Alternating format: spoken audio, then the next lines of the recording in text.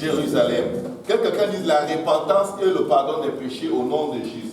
La repentance et le pardon des péchés au nom de Jésus. C'est ça qui devait être prêché. Alors Pierre va prêcher l'évangile. Christ est mort pour nous sauver de nos péchés. Il a été enseveli, il est ressuscité. Et là, au verset 36, il dit que toute la maison d'Israël sache donc avec certitude que Dieu a fait Seigneur et Christ, ce Jésus que vous avez crucifié. La Bible dit ceci, après avoir entendu ce discours, ils eurent le cœur vivement touché. Et il dit à Pierre et aux autres hommes, que ferons-nous? Il n'a pas dit, que croirons-nous? À la synagogue, on nous a appris quelque chose. Maintenant que tu nous dis autre chose, que croirons-nous? Non. Ils ont compris le principe de la parole de Dieu. Si tu crois, tu le fais. Amen. Tu ne crois pas, tu ne le fais pas. Donc, parce qu'ils croyaient, ils ont dit, que ferons-nous? Amen. Parce qu'il faut que la foi prenne vie. La foi sans les œuvres est morte. L'œuvre est le témoignage de la foi. L'œuvre est ce qui amène à l'existence la parole qui est prononcée. Amen. C'est pourquoi la Bible dit que la foi sans les œuvres est morte. C'est l'acte que tu poses conformément à ce qui est écrit qui démontre que tu as la foi. Amen. Donc si tu dis que tu crois en Dieu pour te sortir de tes problèmes et tu n'arrives pas à dormir à cause de ces problèmes, tu es un menteur, tu ne crois pas en Dieu. Tu ne crois pas qu'il va le faire. Si tu crois que Dieu est capable de te guérir et tu ne fais que te plaindre, oh Seigneur, jusqu'à quand, jusqu'à quand? Tu ne crois pas vraiment. Ou tu te dis, ben, si dans 3 semaines ça continue, je crois que je peux quand même aller voir tel médecin traditionnel parce que on ne sait jamais, Dieu peut aussi l'utiliser pour me guérir. Laisse faire, tu ne crois pas. Tu ne crois pas. Les tradis praticiens, les féticheurs, ce n'est pas les voies de Dieu. Que ce soit clair, ce n'est pas les voies de Dieu. Amen. La Bible dit, après avoir entendu ce discours, ils eurent le cœur vivement touché et dirent à Pierre aux autres apôtres, que ferons-nous? Pierre leur dit, et quand tu regardes dans Luc 24 à partir du verset 44, c'est exactement ce que Jésus leur a ordonné de prêcher. Répentez-vous et que chacun de vous soit baptisé au nom de Jésus-Christ pour le pardon de vos péchés et vous recevrez le don du Saint-Esprit. La naissance de la repentance, la naissance d'eau, la promesse de la naissance d'esprit. Amen. Car la promesse est pour vous, pour vos enfants et pour tous ceux qui sont loin, en aussi grand nombre que le Seigneur notre Dieu les appellera. Ça veut dire que qui que tu sois, où que tu sois, si le Seigneur t'appelle, c'est par cet évangile que tu vas être sauvé. Par l'évangile de la mort, l'enterrement et la résurrection de Christ, auquel tu dois obéir en te repentant de tes péchés, c'est-à-dire les confesser devant Dieu et les abandonner parce que tu crois que Jésus est allé à la croix à cause de ces péchés-là, en te faisant ensevelir dans les eaux de baptême au nom de Jésus-Christ pour que ta mort lui soit transférée et que tes péchés soient effacés. Et il promet qu'il va te baptiser de son esprit. Parce que si tu n'as pas son esprit, tu ne lui appartiens pas. Nous avons été baptisés en un seul esprit pour former un seul corps. Amen. Amen. Ça, c'est le plan du salut de Dieu. Mais il y a quelqu'un d'autre qui a un autre plan pour vous. Il n'y a pas que Dieu seul qui a des plans. Est-ce qu'il y a quelqu'un ici qui a ses propres plans? Il y a toujours quelqu'un qui a ses plans. Si vous-même vous avez des plans, il y a quelqu'un qui s'intéresse à vous, qui a aussi des plans pour vous. C'est Satan. Et il a aussi un plan à 3 étapes. Tout ce que Dieu fait, Satan peut aussi faire. Ton plan n'est pas... Attends, je vais te montrer un plan qu'ils vont préférer. Et naturellement, quand tu es incrédule, c'est clair que tu as préféré le plan de Satan. Quelqu'un va dire, non, ne dis pas ça, pasteur Serge, c'est juste qu'ils ne comprennent pas. Le Seigneur dit à Nicodème, tu ne comprends pas les Écritures. Il disait aux Juifs, même si vous ne croyez pas qui je suis, croyez au moins à cause des miracles que je fais. Vous savez que croire, c'est une décision. Croire, c'est une décision. C'est pourquoi tu peux dire, je ne crois pas. Je te dis, j'ai 2 chiens à la maison, tu crois. Tu les as vus. Tu as décidé de croire. Parce que tu te dis, je ne peux pas te mentir. Tu te mets quelque chose dans la tête qui t'aide à croire. De même que tu te mets quelque chose dans la tête qui t'aide à ne pas croire. Si par exemple, tu as une vie de péché que tu n'arrives, tu n'as pas l'intention, tu ne te vois pas en train de vivre sans faire ces péchés-là, c'est normal que tu résistes à l'évangile. Parce que l'évangile te dit, répands-toi, donc arrête ça. Mais comme, non, ça ne marche pas. C'est un bagage que j'ai donné. J'aime me réserver, quelqu'un dira, j'aime me réserver la possibilité de courir après les femmes de temps en temps juste pour rire. Mais si j'obéis à l'évangile, je sais que Dieu n'aime pas ça. Donc comme je n'obéis pas, c'est un peu comme si tu penses qu'il aime ça parce que tu n'as pas obéi à l'évangile. Ça ne fait pas de sens. Il n'aime toujours pas. La situation n'est pas meilleure. Non, si j'obéis à l'évangile, il y a certaines choses que je ne pourrais plus faire. Il t'a dit que tu peux les faire maintenant. Tu es dans les troubles chaque fois que tu les fais. Tu es en train d'accumuler la coupe de la colère de Dieu et tu ne sais jamais le jour où tu vas mettre la dernière goutte qui va déborder le vase. Et je vais vous dire une chose. L'ennemi de nos âmes a un plan. Je vais juste vous le dire. Le premier plan du salut consiste à adorer Dieu par la voie de la repentance. Satan veut aussi qu'on l'adore en vivant dans le péché. Bon, au lieu de la repentance, il veut que tu vives une vie de débauche, une sale vie, une vie sans Dieu, une vie où Dieu n'est pas Seigneur. Tu es ton propre Dieu, où les plaisirs de ce monde sont tes propres dieux. Et comme ceux qui se répandent de leur péché prennent le nom de Jésus-Christ dans les eaux de baptême, Satan ne veut pas que tu le fasses, mais il veut que tu prennes le nom, la marque de la bête. Parce que c'est le chemin de tout homme qui ne sert pas Dieu, qui ne s'intéresse pas au salut de Dieu. Et comme Dieu te remplit du Saint-Esprit, Satan aussi va te remplir des démons. Il a 3 étapes. C'est pourquoi le Seigneur dit, j'ai mis devant toi aujourd'hui le chemin de la vie et le chemin de la mort. Mais il te dit, choisis la vie afin que tu vives. Tu n'as aucune idée du malheur qui t'attend.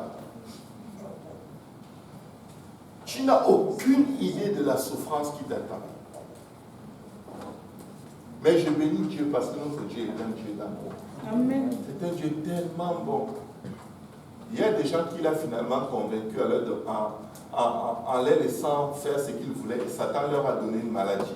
Comme juste un peu de goûter. Vous savez, quand on prépare un repas, on veut te faire le goûter. Et c'est vraiment ça que tu aimes, goûter un peu. Tu as une bonne petite maladie incurable. Là, ils viennent à Dieu et disent que, oh boy, si la maladie si est mauvaise comme ça, ce qui m'attendait là-bas, c'est vraiment sérieux. Bon, je vais rester avec Dieu. Mais c'est fini. Converti, 100%. Un petit cancer qui te fait tellement mal, qui t'annonce que dans 3 mois tu meurs. Là-bas, tu cours, tu viens vers Dieu. Mais vous savez, la Bible dit, certains sont sauvés comme arrachés du feu. Je ne veux pas que Dieu m'arrache du feu. Je veux répondre à son amour par l'amour aussi. Je veux obéir parce que je veux l'aimer. Peut-être je suis encore trop proche dans ma marche avec Dieu. Peut-être il y a plein de choses que peut-être je n'arrive pas à observer et tu sais que Dieu ne les aime pas. Mais obéis à l'évangile et laisse Dieu te transformer. Parce que si tu n'obéis pas à l'évangile, tu ne portes pas sa marque sur toi. L'ombre de la mort menace de te prendre chaque jour et rien ne va l'empêcher. Amen. Amen. Et tu es très susceptible d'être possédé par les démons. Parce que c'est aussi la volonté de Satan de te remplir de son esprit. Et les démons parlent en langue.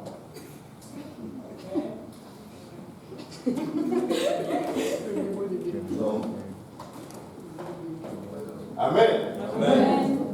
Mais notre Dieu nous a beaucoup aimés, il nous a amenés à la repentance. Et c'est avec beaucoup de joie que nous avons porté son nom, sans même rien comprendre des fois.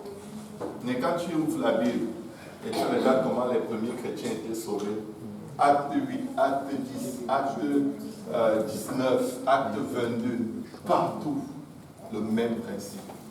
Le baptême au nom de Jésus-Christ. Après la repentance, le baptême du Saint-Esprit. Parfois, le baptême du Saint-Esprit arrive avant. Mais les trois étapes sont là. Amen. Amen. Gloire à Dieu. Question. Mon frère, tu avais une question. Tu as les mains tout à l'heure. S'il y a d'autres questions. Bon. Oui. On a parlé de... Plus fort. Quand on a parlé de médecine traditionnelle, Oui. qu'est-ce que c'est de la sorcellerie? Tu n'as pas compris quand j'ai parlé. C'est traditionnel jusqu'à quel niveau et ça commence à être spirituel à partir de quel niveau? Tu fais plus confiance aux praticiens qu'à ton Dieu. C'est encore plus confortable pour moi d'aller me faire traiter par un médecin comme Luc s'occupait de Paul que d'aller dans le goulou goulou goulou. Tu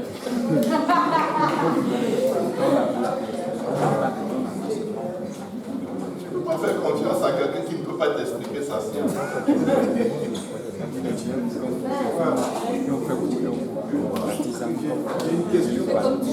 Il y a une question. Oui, j'ai une question. Ça fait longtemps qu'on est chrétien et puis il y a des versets qui me dérangent vraiment beaucoup. Quand je l'entends, parce qu'il y a beaucoup d'églises qui disent Jésus-Christ est Dieu. Il y en a qui disent Jésus-Christ est le Fils de Dieu. Alors aujourd'hui même, toi-même tu l'as dit, et puis il y a même un verset qui parle des... Je ne sais pas si on va aller à Jean 3, c'est ça? Jean 3, 16. Qui dit car Dieu a tant aimé le monde qu'il a donné son Fils unique. Oui. Afin que quiconque croit à lui ne périsse point, mais qu'il ait la vie éternelle. Amen. Et j'ai noté aussi, je ne sais pas, Acte 2, 33. Je ne sais pas si on peut les lire. Il a reçu du Père le Saint-Esprit qu'il a répandu, comme vous le voyez. Voilà. Alors, moi, j'ai toujours été traumatisé par ce verset parce que là, c'est qui les fils. Ok, je vais te répondre avec les Écritures. 1 Timothée 3, 16. Oui. Grand est le mystère de la piété. Dieu a été manifesté dans la chair. Amen. Qui peut lire ce verset? S'il vous plaît. 1 Timothée 3, 16. Quelqu'un est chargeur d'iPad? C'est quel... L'ancien. Je lis au nom de Jésus. Amen. Et sans contredit, le mystère de la piété est grand. Dieu a été manifesté en chair, justifié par l'Esprit, vu des anges, prêché aux gentils, cru dans le monde, élevé dans la gloire. Reprends-le, s'il te plaît. Et sans contredit, le mystère de la piété est grand. Dieu a été manifesté en chair, justifié par l'Esprit, vu des anges, prêché aux gentils. Qui a été justifié par l'Esprit? Jésus. On parle de Dieu. Oui. Qui a été prêché aux nations? Dieu. Qui a été le troisième, c'est? Justifié par l'Esprit, vu des anges. Qui a été vu des anges? On n'a pas toujours les dieux. Ok, parfaitement. Ésaïe 9, verset 5.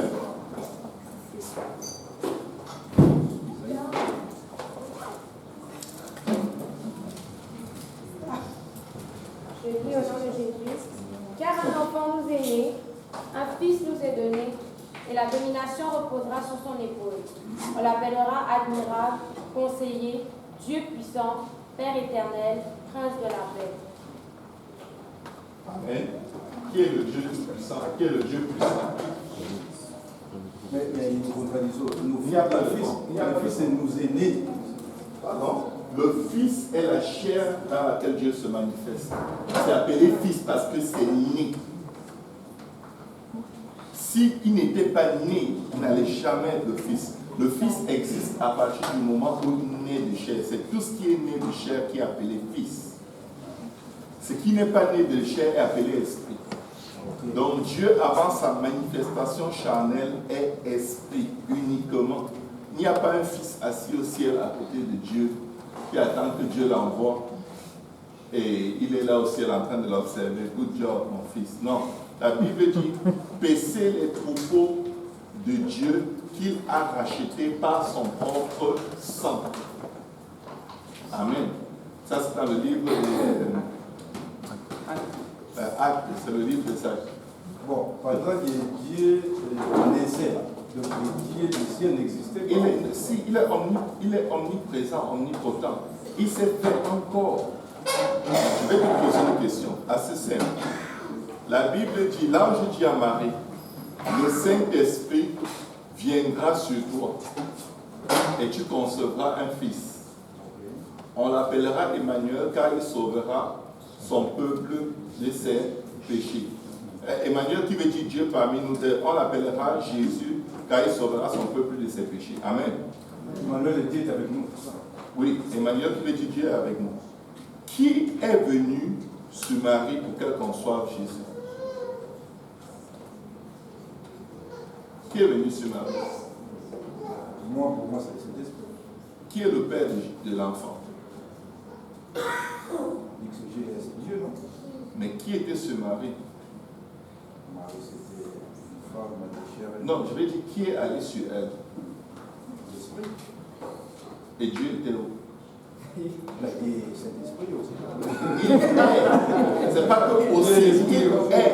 Saint-Esprit, la Bible, le premier caractère divin, le caractère physique de Dieu, si on peut dire ça comme ça, c'est qu'il est esprit. Et son premier caractère, son premier attribut, c'est qu'il est saint. Quand on dit Saint-Esprit, on n'est pas en train de parler d'un autre Dieu. Ce n'est pas, c'est Dieu. Quand l'ange lui dit le Saint-Esprit viendra sur toi, l'ange est en train de lui dire, Dieu va venir former ce corps dans ton sein. Dieu va venir former ce corps qui, avec ton ovule, va former un être humain de chair. Parce que pour racheter l'homme, il fallait un être totalement chair et sang, comme l'être humain.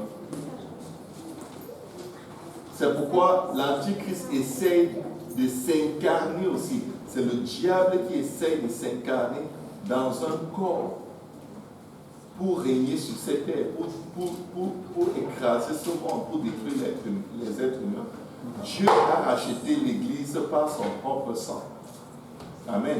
Et la révélation que nous avons lue tout à l'heure, je crois que c'était dans la Révélation, quelqu'un a pris des notes.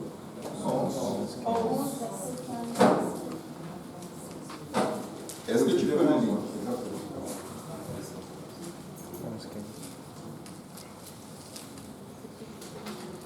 Quelqu'un peut-il le lire? Le septième ange sonna de la trompette et il eut dans le ciel de fortes voix qui disaient: le royaume du monde est remis à notre Seigneur. Excusez-moi, j'ai manqué les versets. Révélation 11:15. 11:15. Oui.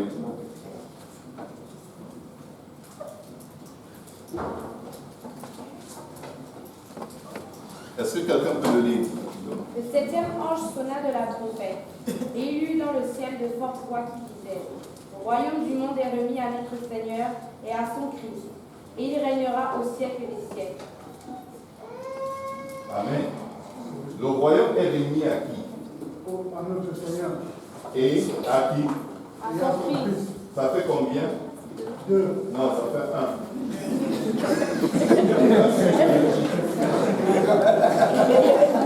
La suite de le dit. Et qui régnera? Lis d'abord. Et à son Christ,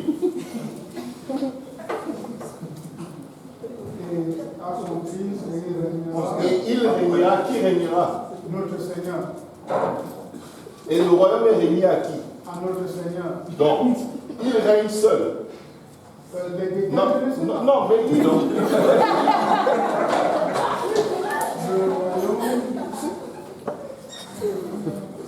royaume est remis à notre Seigneur et à son Christ, et il régnera au siècle des siècles. Donc, il régnera. Oui. Ok? Le royaume, lui, est remis. Le royaume ne leur est pas remis. Donc, il n'y a pas deux, il y a un. Vrai ou faux? Notre Seigneur. Non. Qui régnera? Notre Seigneur. Et le royaume est régné à qui? À notre Seigneur. Voilà. Et tu m'as dit 2 tout à l'heure. Oui, 2 et Non, il y a un seul Seigneur. La Bible te dit qu'il y a un seul Seigneur. Oui. Voilà. Et il y a un seul Christ, non? Oui. Donc, ça fait combien? Mais, pourquoi fait combien? Je ne comprends pas la question. Oui, mais tu m'as dit 2 tout à l'heure. Ok? Mais j'ai dit 2 parce qu'il y a la conjonction et. Oui, mais Le non. royaume est remis à notre Seigneur et à son Christ. Christ, c'est la partie charnelle de Dieu. Dieu est invisible. Dieu est esprit. Mais sur le trône au ciel, il y a combien de personnes? Si tu réponds à ma question, je pourrais répondre à ta question. Il y a combien de personnes sur le trône au ciel? Un seul. Je peux répondre? Oui. Ça dépend de où on lit dans. Permettez que je réponde, s'il vous plaît. Dans Révélation, à plusieurs endroits, il y a plusieurs trônes. Il y a. Je vais pas dire. Il y a plusieurs trônes. Je ne sais pas. Je ne veux pas dire tout. Là, peut-être c'est là le contexte. Il parle seulement des contextes. Non, mais il faut que ce soit clair qu'il y a un seul trône au ciel. Amen. Il y a plusieurs trônes. Il y a le Seigneur, il y a les 24 vieillards. Non, ce n'est pas des trônes. C'est des trônes. Non. Je peux lire si vous voulez. Écoute bien. Je peux lire si Quand vous voulez. non, Si vous avez lu la parole, la Bible. Ok. Si vous Non, voulez. vas-y, tu peux lire. Mais je veux juste préciser ceci. Nous sommes en train de parler de Dieu. Les vieillards ne sont pas d'autres dieux. On est bien d'accord. Non, je répondais pour les trônes. Dans ce cas, on est d'accord. Ok? Les vieillards ne sont pas d'autres dieux. Oui, c'est parce que vous avez demandé il y a combien de trônes. Oui, mais le trône de Dieu. Ok. Il y a un seul trône pour Dieu aussi. C'est Dieu, ouais. Amen. Et Je suis d'accord. Jésus est assis à la droite de Dieu. Bon. Oui, vas-y, je t'écoute. Je suis assis à la droite de Dieu et, Oui. et qui est assis à sa gauche? Dieu. Qui est assis à sa propre gauche? Jésus est assis à la droite De Dieu. Ça veut dire Dieu au milieu. Ça veut dire qu'il y a quelqu'un à gauche. C'est qui? Ben, on ne sait pas. La Bible ne précise pas, justement. Ok. La Bible ne précise pas. Dieu, en ce moment, tu es à la gauche ou à la droite de Dieu? Hein? En ce moment, mon frère, Oui. nous sommes à la gauche ou à la droite de Dieu? Je ne sais pas, c'est les Je ne sais pas si elle est à côté d'un trône. Ok. Je sais pas. Non, c'est vrai. S'il y a une droite, parce que quand je sais qu'on est humain, ok, et on pense beaucoup avec le concept physique, mais on est totalement à côté. Je vais te dire pourquoi. Dieu est esprit. Et un esprit n'a ni gauche ni droite. Amen. On est d'accord? Est-ce qu'un esprit a une gauche ou une droite? Je n'en sais rien, je ne Bon, connais pas. on te dit, il n'y Je en a fais pas. une remarque. Oui, je t'écoute, mon frère. Merci. J'essaie de ne pas trop en parler, mais parce que moi-même, je ne pense pas où savoir où trouver la réponse. Dans Genèse, lorsqu'on dit que l'Esprit de Dieu se mouvait au-dessus des eaux, Oui. on ne dit pas que Dieu se mouvait au-dessus des eaux, on dit l'Esprit de Dieu, c'est-à-dire son esprit. C'est-à-dire Et que si- Dieu regardait son esprit se mouvant. Je finis la phrase. Je finis la phrase. Oui. Si l'Esprit de Dieu, c'est-à-dire l'attribut Esprit de Dieu, la composante Esprit de Dieu, se mouvait au-dessus des eaux, alors Dieu n'est pas esprit, parce qu'il a un esprit. Et son esprit se mouvait. Il a un esprit. Je ne peux pas prétendre que je sais à quoi ressemble Dieu. Je fais juste simplement ça. Très bon, je suis d'accord avec ce que tu dis, dans le sens que ce n'est pas comme ça. Tu regardes dans la perspective matérielle humaine. Dieu n'est d'abord pas matériel. Dieu est esprit et il est saint. C'est pourquoi il est appelé Saint-Esprit. Le Saint-Esprit n'est pas un autre Dieu. On va juste passer par quelques versets des Écritures pour clarifier cela. Ok? Éphésiens chapitre 4, versets 5 à 6. Oui. Dis au nom de Jésus. Il y a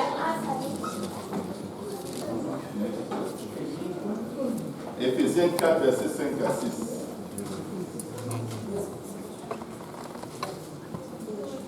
Il y a un seul Seigneur, une seule foi, un seul baptême, un seul Dieu et Père de tous, qui est au-dessus de tous et parmi tous et en tous.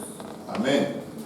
Il y a un seul Seigneur, une seule foi, un seul baptême, un seul Dieu et Père de tous, qui est au-dessus de tous et parmi tous et en tous. Amen. Deutéronome 10, verset 17 nous dit quoi? Avant de passer, est-ce que je peux dire quelque chose? Quand on parle de tous, Jésus fait partie ou... Oui, la chair était soumise à l'esprit. Sa chair n'est pas supérieure à lui. Il s'est formé encore. C'est comme si tu étais esprit, disons comme ça. Tu te formes une enveloppe dans laquelle tu es. Et cette enveloppe est appelée le Fils. La Bible dit qu'en lui habitait la plénitude du Dieu invisible. Le seul moyen de Dieu de se faire voir sans que sa gloire ne nous détruise, c'est de se revêtir de chair. Ce n'est pas un autre. Tu es esprit, tu sais ça? Tu as un esprit. Tu as un esprit, c'est ton esprit. Tu as une âme, c'est ton âme. Tu as une chair, c'est ta chair. Tu es combien? Une personne. Non, tu n'es pas trois, tu es un. Tu es un. C'est le même. Tu n'es pas trois. Ne me fais pas fuir d'ici. Ah, ok, je veux dire que donc l'esprit, l'âme et le corps, c'est ce qui fait moi. Amen.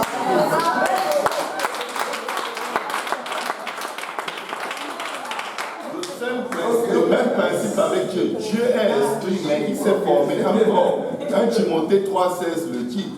Il est esprit, mais il s'est formé encore. Deutéronome 10,17. Car l'Éternel, votre Dieu, est le Dieu des dieux, le Seigneur des seigneurs, le Dieu grand, fort et terrible, qui ne fait point acception des personnes et qui ne reçoit point de présent. Car l'Éternel, votre Dieu, est le Dieu des dieux, le Seigneur des seigneurs. Amen. Le Dieu grand, fort et terrible. Maintenant, 1 Timothée 6, verset 13, verset 13 à 16. Je te recommande devant Dieu qui donne la vie à toutes choses et devant Jésus-Christ. Tu vois, on a encore le « et » qui donne l'impression que c'est comme si Dieu est là, Jésus est là, et je te recommande devant eux. Ils sont témoins, mais regardez. Et devant Jésus-Christ qui fit une belle confession devant Ponce Pilate, de garder le commandement et de vivre sans tâche, sans reproche, jusqu'à l'apparition de notre Seigneur Jésus-Christ. Nous avons lu dans Deutéronome 10, verset 17, que Dieu est le Dieu des dieux, le Seigneur des seigneurs. Amen. Et Jésus-Christ est Seigneur. Amen. Et de vivre sans tâche, sans reproche, jusqu'à l'apparition de notre Seigneur Jésus-Christ, que manifestera en son temps le bienheureux et seul souverain, le roi des rois. Deutéronome a dit qu'il est le Seigneur des seigneurs, le roi des rois, il vit sans tâche, sans reproche, jusqu'à l'apparition de notre Seigneur Jésus-Christ, que manifestera en son temps le bienheureux et seul souverain, le roi des rois, le seul souverain. Il n'y a pas deux souverains, que ce soit clair. Il est le seul souverain, le roi des rois, le Seigneur des seigneurs, qui seul possède l'immortalité, qui habite la lumière inaccessible que nul homme n'a vu ni ne peut voir et à qui appartiennent l'honneur et la puissance éternelle. Amen. Révélation 17, verset 14 te dit, ils combattront contre l'agneau et l'agneau les vaincra parce qu'il est le seul Seigneur et le roi des rois et les appelés les élus et les fidèles qui sont avec lui les vaincront. Je termine avec Révélation 19, verset 16. Il avait sur son vêtement et sur sa cuisse un nom écrit « Roi des rois et Seigneur des seigneurs ». Pour revenir juste à Deutéronome 10, 17, car l'Éternel, votre Dieu, pas un de vos dieux, est le Dieu des dieux, le Seigneur des seigneurs, le Dieu grand, fort et terrible, qui ne fait point acception de personne et qui ne reçoit point de présent. Jésus-Christ est le Dieu tout-puissant manifesté dans la chair. Et avant sa manifestation charnelle, il était uniquement esprit. Il n'était pas esprit et chair. Pour avoir la chair, ça prend une naissance humaine. Ok? Ça prend une naissance. À l'exception des théophanies comme Melchisédek. Mais ça prend une naissance. Amen. Oui, mon frère.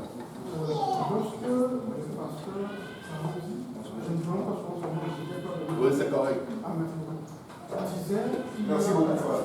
Moi, je Amen. Il y a une parce que il ne faut pas enseigner que la chair est Dieu. Que c'est une erreur que certains, je ne sais pas s'il a dit, d'enseigner que la chair est Dieu. Je n'ai pas eu le temps de discuter avec vous pour comprendre la profondeur de ce qu'il disait par rapport à d'autres choses. Qu'est-ce qu'il voulait dire? Non. Par rapport avec ce que tu dis là maintenant. Dieu habitait dans la chair. La chair n'est pas Dieu. La chair est humaine. Oui, mais on parle de Jésus. Jésus vivait, il s'appelait Jésus. Il marchait et enseignait. Effectivement. Et il était Jésus. Si on dit que la chair n'est pas Dieu, quelle est la différence entre Jésus et la chair humaine vivante, l'âme qui portait le nom de Jésus, habité par Dieu, Fils de Dieu, et Jésus-Christ ressuscité, qui a toute puissance dans le ciel et sur la terre, comme il dit là-bas. Est-ce que tu peux étendre un peu là-dessus? La chair se fatiguait. La chair pouvait mourir. L'esprit ne peut pas mourir. L'esprit ne peut pas se fatiguer. La chair devait être totalement humaine pour être capable de racheter un humain qui a toutes les mêmes caractéristiques. Dieu a veillé à ce que la chair dans laquelle il devait pleinement habiter, parce que la Bible dit en lui habitait toute la plénitude du Dieu invisible. Il fallait que cette chair connaisse comme nous, physiquement, ait tous les mêmes attributs, la fatigue et tout, et tout, et tout. Il y a une seule chose que cette chair n'avait pas, que nous tous nous avons, le péché. C'est pourquoi Jésus n'est jamais tombé malade.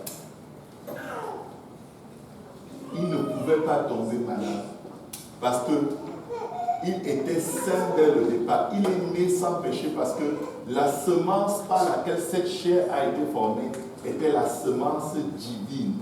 C'est-à-dire c'est une semence sans la nature du péché. Amen.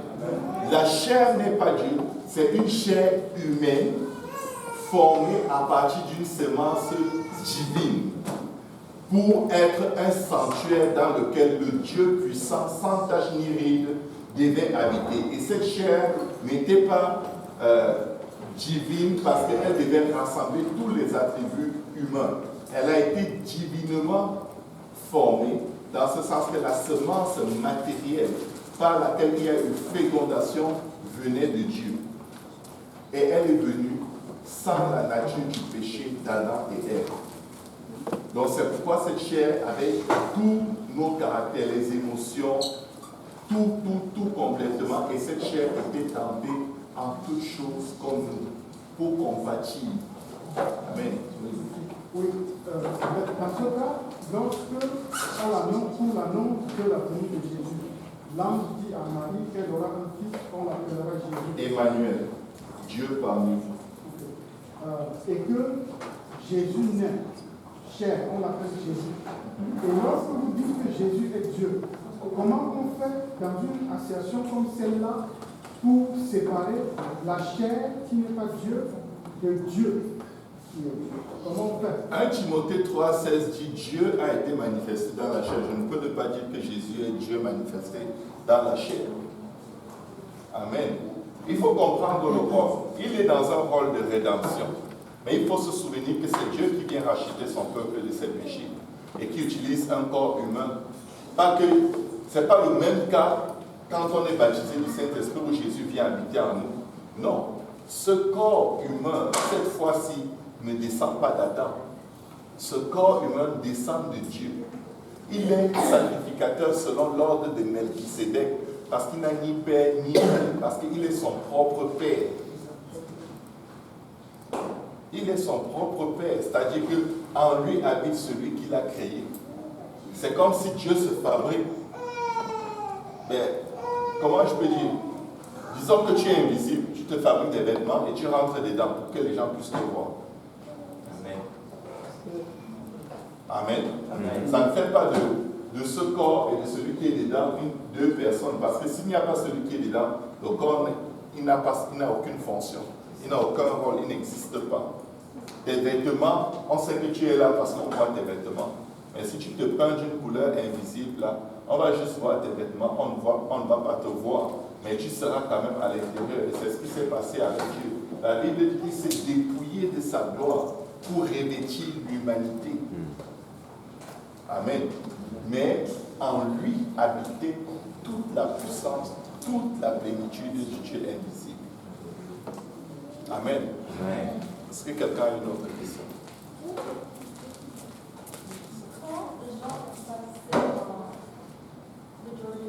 Oui. La Bible dit Jean baptisait du baptême de la repentance.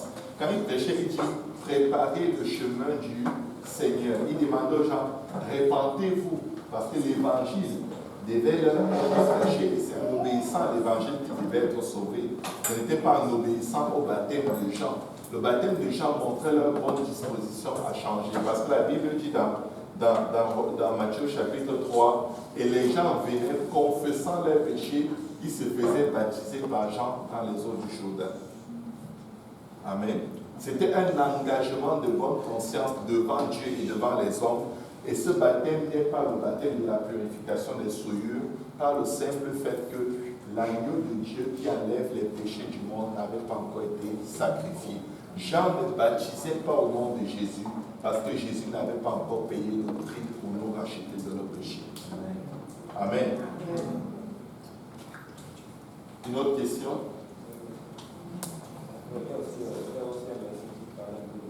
Lis, tu peux le lire. C'est 1 Jean 5, chapitre 5, verset 20 à 21. Ce baptême qui n'est pas... Qui dit, nous savons aussi que le Fils de Dieu est venu et qui nous a donné l'intelligence pour connaître le véritable. Et nous sommes dans le véritable en son Fils Jésus-Christ. C'est lui qui est le Dieu véritable et la vie éternelle. Amen. Il est le Dieu véritable et la vie éternelle. Le Fils, c'est Dieu manifesté dans la chair, mais sa chair est humaine. Sa chair n'est pas divine. Il n'y a pas de chair divine, parce que tout ce qui est divin est esprit. Une autre question? C'est bon? Tout le monde?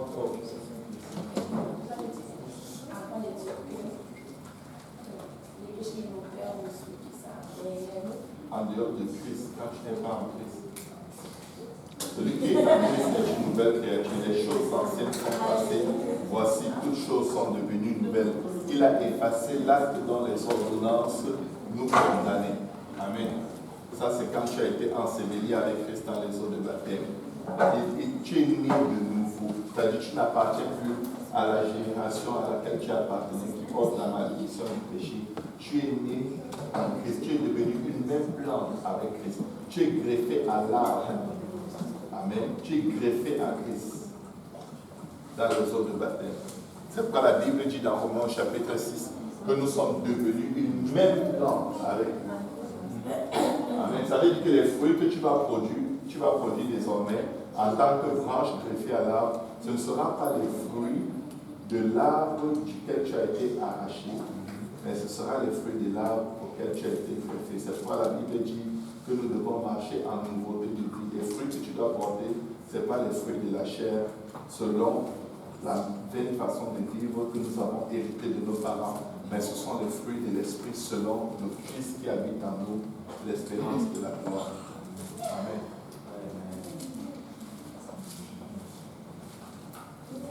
Amen. Amen. Oui, ma soeur.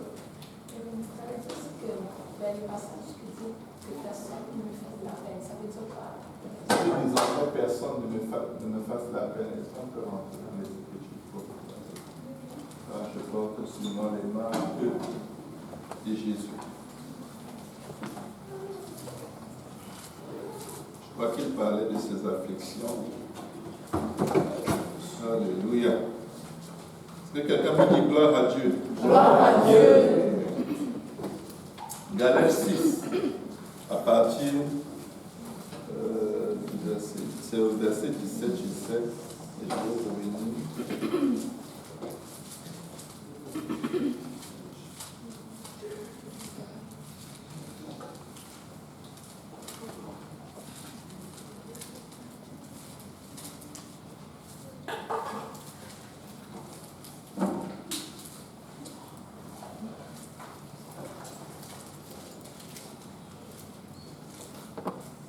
Pour ce qui me concerne, à partir du verset 14, loin de moi la pensée de me glorifier d'autre chose que la croix de notre Seigneur Jésus-Christ, par qui le monde est crucifié pour moi, comme je le suis pour le monde.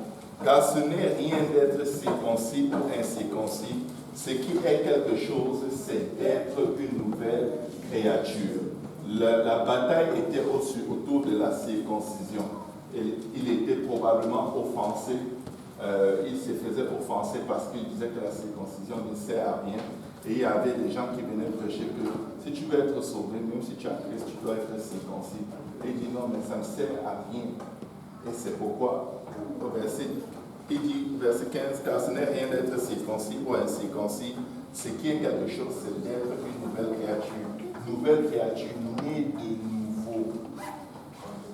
Amen.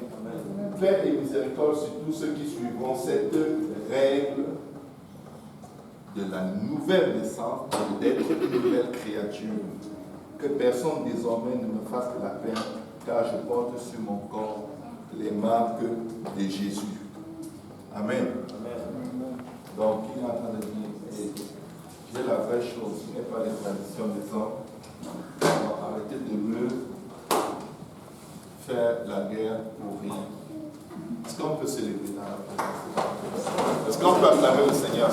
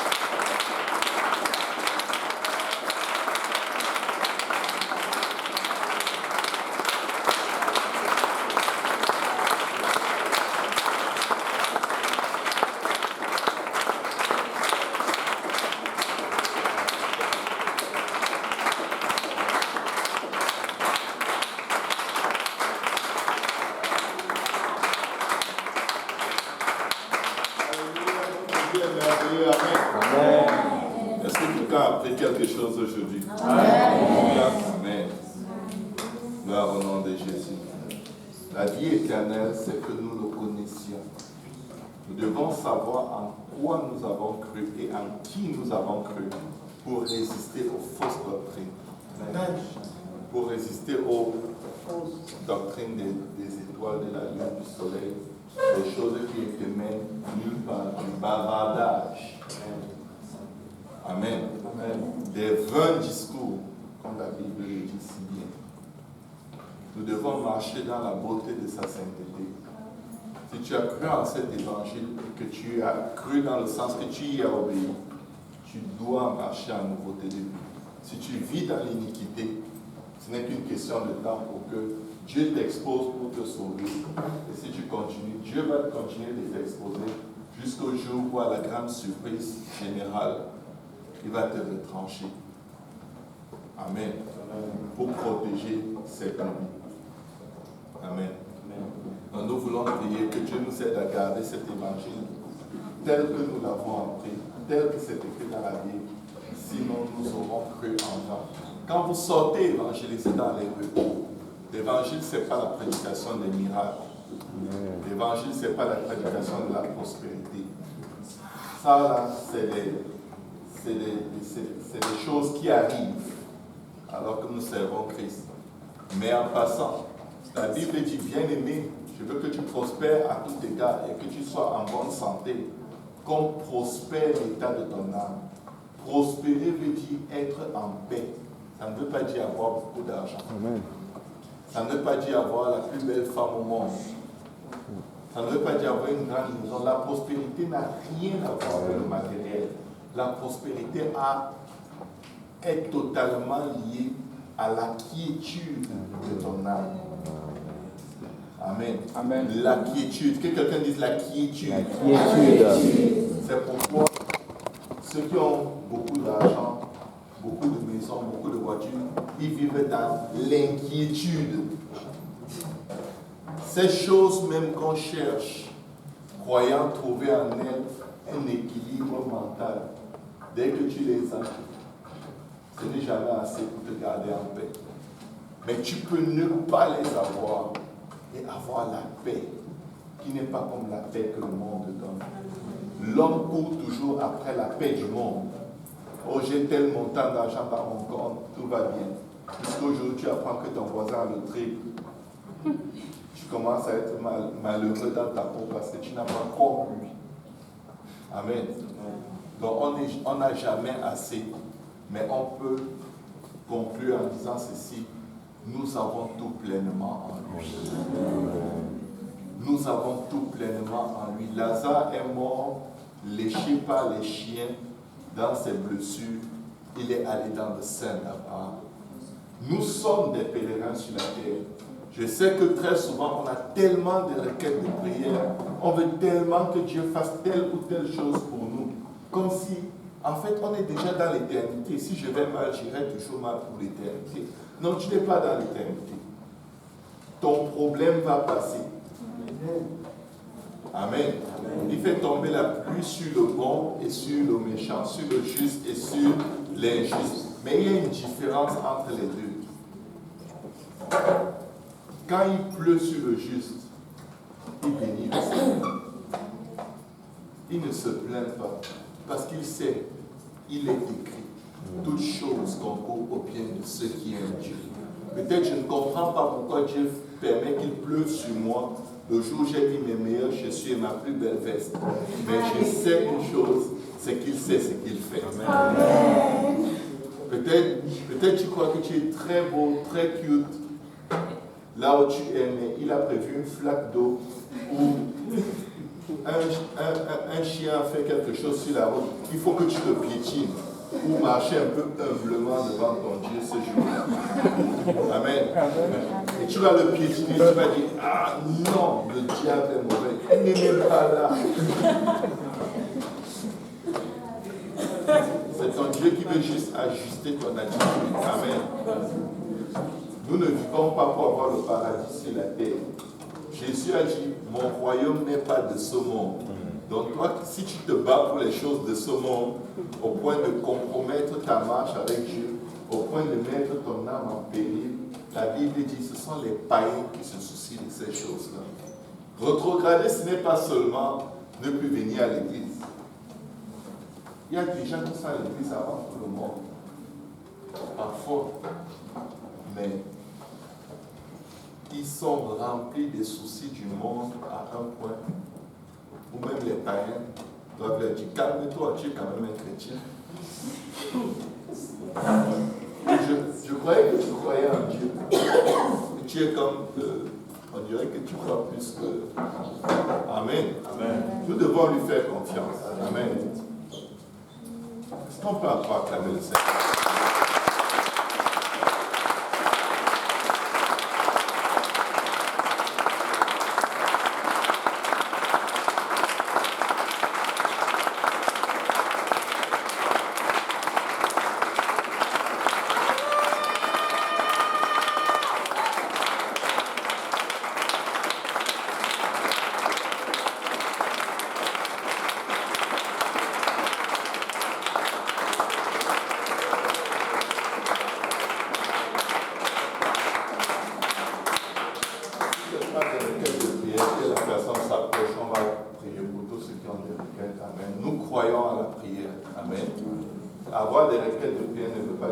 Confiance à Dieu. Et la Bible dit, ne vous inquiétez de rien. Ce que Dieu te dit de faire quand tu pries, c'est de ne pas t'inquiéter. Prie parce que tu lui fais confiance. Ne prie pas parce que tu t'inquiètes. Ne vous inquiétez de rien, mais faites connaître à Dieu. Faites connaître tous vos besoins à Dieu par des prières et des supplications avec action de grâce. Et la paix de Dieu, la paix, la prospérité de Dieu, qui surpasse toute intelligence, gardera vos cœurs et vos pensées en Jésus-Christ, dont le royaume n'est pas dans ce monde. On n'est pas au paradis, c'est normal qu'il y ait des problèmes. Amen. Ça nous révèle la puissance, la force, la gloire de Dieu. Et ça nous révèle qui nous sommes en Christ. Amen. Donc si quelqu'un a un sujet, oui. C'est une action de grâce de la sœur Tabitha. Gloire à Dieu. Amen. Amen. L'action de grâce de la sœur Tabitha, son opération s'est très bien passée.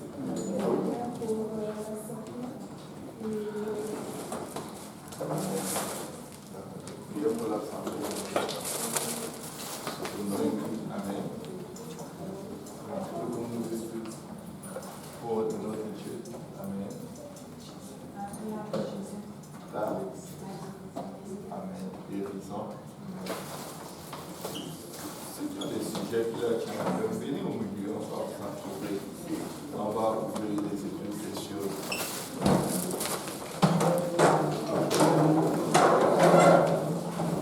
La Bible déclare que la prière du juste est une grande efficacité. Ceux qui n'ont pas de sujet, vous pouvez les entourer, on va prier. Même si vous avez un sujet, vous ne pouvez pas bénir. On va se serrer les pouces et on va prier. Dieu va bénir. Alléluia. Seigneur Jésus. Élevons nos voix vers le Seigneur, Père éternel.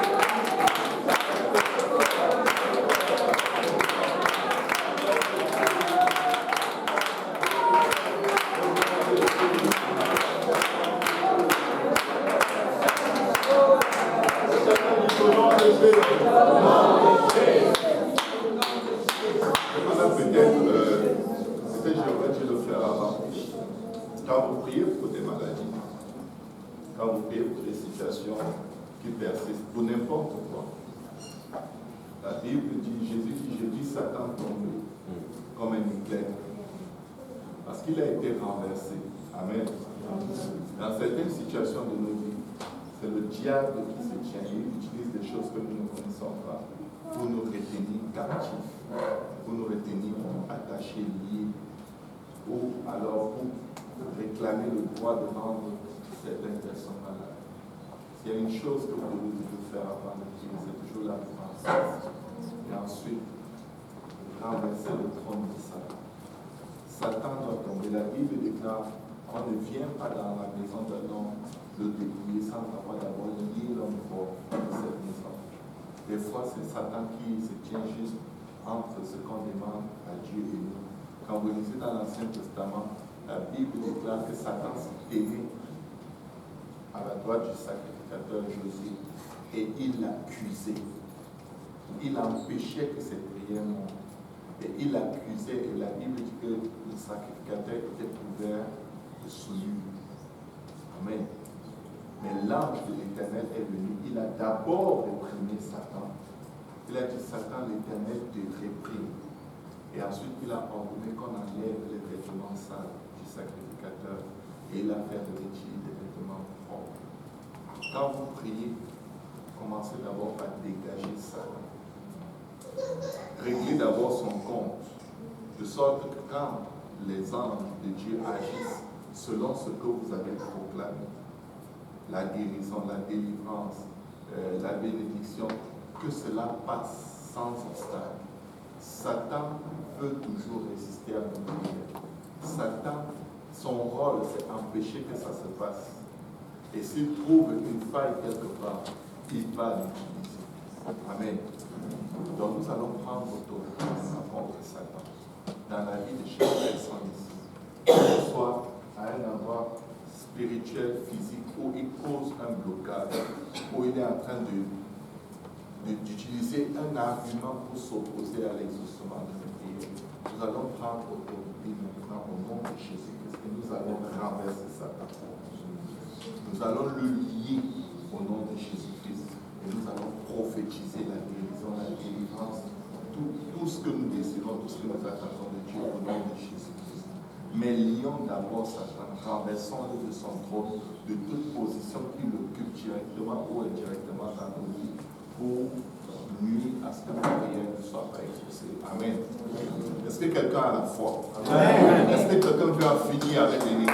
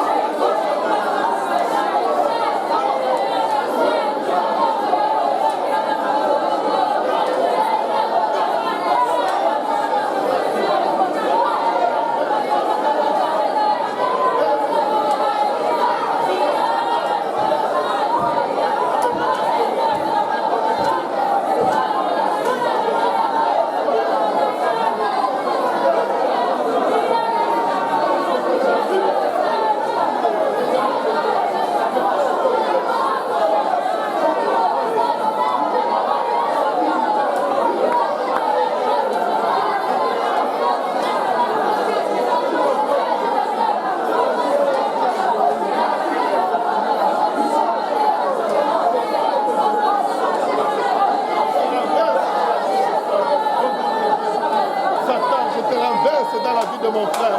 Au nom puissant de Jésus-Christ. Je te renverse dans la vie.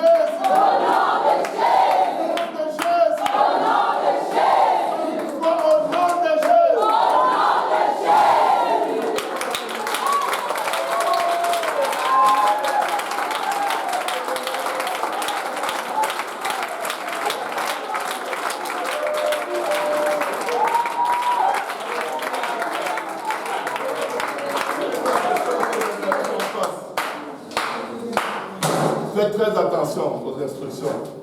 La Bible dit que la vie et la mort sont au pouvoir de la langue. Amen. Dieu nous a donné tout le pouvoir. Nous avons le pouvoir du Dieu Tout-Puissant. Amen. Il dit, voici, je vous ai donné le pouvoir de marcher sur les serpents et les scorpions, sur toute la puissance de l'ennemi, et rien ne pourra vous nuire. Maintenant, je veux qu'on utilise ce pouvoir pour appeler la vie. Chacun ici a des besoins bien spécifiques. Je vais te dire, oublie ton propre cas.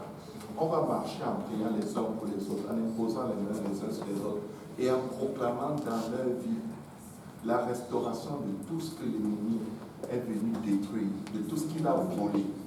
Amen. Nous allons le proclamer. Quel que soit ton besoin ici aujourd'hui, que tu es troublé dans tes pensées, dans ton cœur, dans tes émotions, nous allons appeler la restauration. Quels que soient tes besoins, au nom de Jésus-Christ. Donc, alors que tu pries pour quelqu'un, Dieu multiplie cela en bénéfice de prière à ton avantage. C'est pourquoi je dis, n'hésite pas à te tourner vers quelqu'un et prophétise dans sa vie la restauration, le rafraîchissement de l'esprit. Prophétise tout ce que Dieu te met à cœur. Si c'est les finances, si c'est la guérison, si c'est n'importe quoi que Dieu te met à cœur. Mais prophétise le positif, s'il vous plaît. Rien que des bonnes choses. Il faut qu'on renverse Satan dans la vie des uns des autres. Nous sommes tous les membres d'un même corps. Satan nous déteste tous pareil. Il n'y a pas quelqu'un que Satan déteste moins qui va dire qu'il n'a pas besoin qu'on prie pour lui. Amen. Donc prenez autorité maintenant et appelez à l'existence ces choses qui ne sont pas dans la vie de chacun de nous. Parce que la Bible dit que tout décret que vous ferez au milieu, notre Dieu l'accomplira.